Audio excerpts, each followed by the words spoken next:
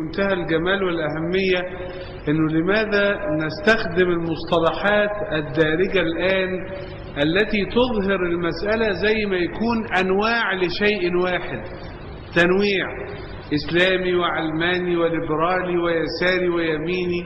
لماذا لا نجعل الطرح واضح ونقول إسلامي وكفري؟ يعني مسألة واضحة. فهو الحقيقة الموضوع ده كلام جميل جدا أولا، ولكن مجرد أني أقول لحضرتك إنه في بعض الأحيان أنت محتاج حتى تصل سريعا إلى الفكرة أن تستخدم المصطلح الدارج.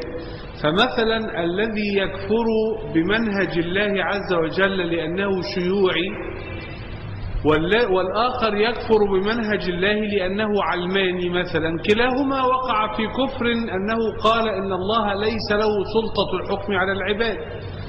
كويس كده؟ فبالتالي بتبقى المسألة راجعة إلى أنواع، إنما هم قصدي إلى شيء واحد، لكن هم في الآخر نوعين. فزي ما تقول مثلا إيه، إن اليهود والنصارى والمجوس والذين أشركوا والصابئين، يعني مسألة تنويعات داخل شيء واحد. الحاجة الثانية أن بعض هؤلاء لم يكفر برغم أنه تتبع هذا المنهج، فهو لا يعرف أو هو مش لا يقصد هذا.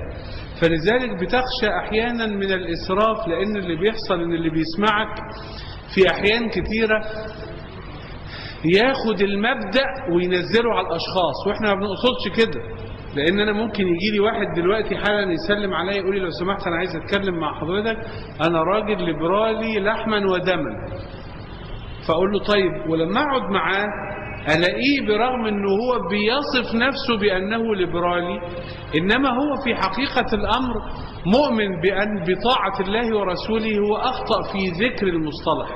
عشان كده يبقى راجل مسلم لكن فاهم غلط، فبيقول. فدي الاستتابة اللي هي مسألة انك تراجع الشخص في ما يدعيه لانه جايز يكون مش صحيح.